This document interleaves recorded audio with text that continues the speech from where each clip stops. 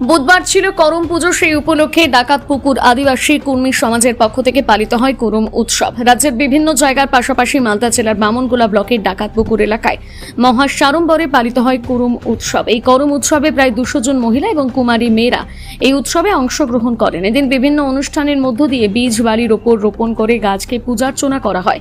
প্রতি বছরের মতন এবছরও বেশ জাঁকজমক করে নাচ গানের মধ্য দিয়ে করম উৎসব পালন করেন ডাকাত কর্মী আদিবাসী কর্মী সমাজের মহিলারা। এই অনুষ্ঠানে এদিন উপস্থিত ছিলেন পরিষদের কর্মদক্ষ পূর্ণিমা বারুই দাস সহ এলাকার বিশিষ্ট ব্যক্তিরা।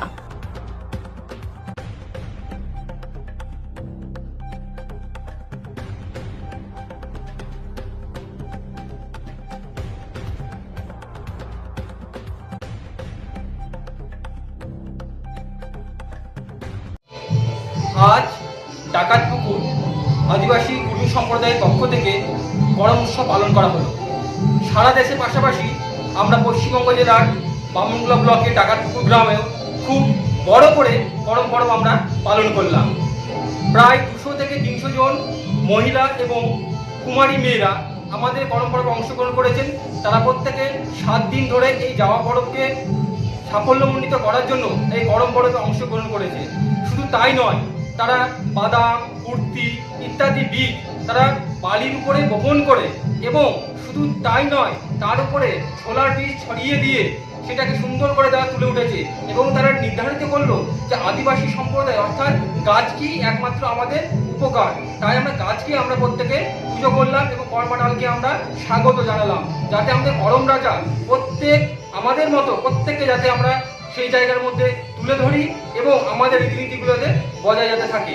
আজকের দিনে আমাদের জেলা পরিষদের কর্মাধ্যক্ষ মাননীয়া পূর্ণিমা দাস বারুই অংশগ্রহণ করেছিলেন এবং প্রত্যেককে সামিল হওয়ার জন্য আমরা অনুরোধ করছি। ধন্যবাদ। আমার নাম হরিপদ মাহাতো, আমি ডাকাতপুকুর আদিবাসী সম্প্রদায়ের সদস্য। আজ করম উৎসব পালিত হলো, দিদি কি বলবেন আপনি? আজ বামনগোলা ব্লকের ডাকাতপুকুর গ্রামে কুর্মী সমাজের সবথেকে যে বড় উৎসব করম পরব, সেই উৎসব অনুষ্ঠিত হলো।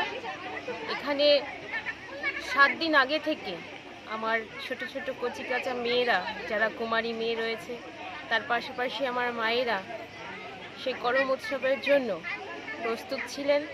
আজ তার মূল পর্ব। তারা সকাল থেকে উপোস করে এই করম উৎসব অনুষ্ঠানে তারা পূজাঞ্জলি দিয়ে আজ এই উৎসব অনুষ্ঠিত করলেন। তার পাশাপাশি তারা সারাদিন ধরে ঝুমুর নাচ, ঝুমুর সঙ্গীতের তারা মেতে উঠেছেন।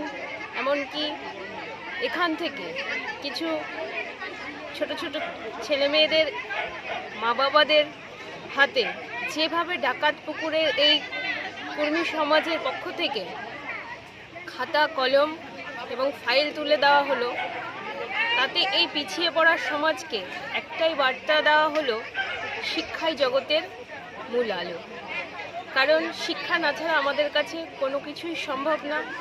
অর্থাৎ এই সমাজ কি করে আগে এগিয়ে যাবে সেই দিকটা কিন্তু আমাদেরকে চোখে আঙুল দিয়ে কিন্তু এই ডাকাতপুকুর কর্মী সমাজ আজকে দেখিয়েছে। তার পাশাপাশি আমাদের এখানে যে হরিপদ ভাই আছে, তিনিও খুব উৎসাহের সহিত এই কাজটি কিন্তু করে চলেছে এই সমাজের জন্য।